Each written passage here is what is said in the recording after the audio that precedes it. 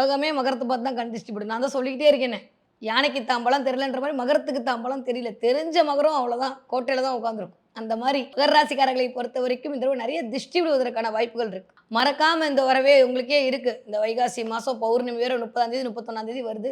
நல்லா கை நெறைய உப்பெடுத்து, உங்கள இப்படி கிளாக் வைஸ்ல 3 தடவ, ஆன்டி கிளாக் வைஸ்ல 3 தடவ எடுத்து, தண்ணீல போட்டு கரைச்சுட்டு எந்திரிச்சு வந்துட்டே இருங்க.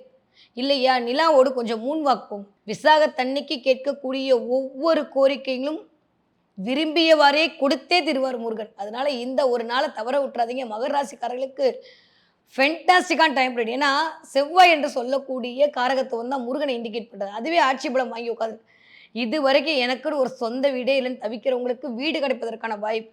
இடம் வித்து காசு வரணும்னு வேண்டிட்டு இருக்கவங்களுக்கு இடம் விக்கிறதுக்கான வாய்ப்புகள். அதே மாரி இடம் பார்க்கலாம், வீடு வாங்கலாம்னு நினைக்கிறவங்களுக்கு இடம், வீடு பார்த்து போய் பார்த்து புக் பண்றதுக்கான வாய்ப்பு. இதெல்லாம் கோச்சார பலன். ஒருவேளை உங்களுடைய நாட்டல் ஹாரோஸ்கோப்ல தசாபுதி நல்லா இருக்கு அப்படின்ற போது, கோச்சார கிரகங்கள் அதை தூண்டும்போது, கண்டிப்பாக இடம் வாங்குவதற்கான வாய்ப்பு, மனை ரிஜிஸ்ட்ரேஷன் பண்ணுவதற்கான வாய்ப்பு 100 விழுக்காடு நடந்தே தீரும் இந்த வைகாசி மாதம்.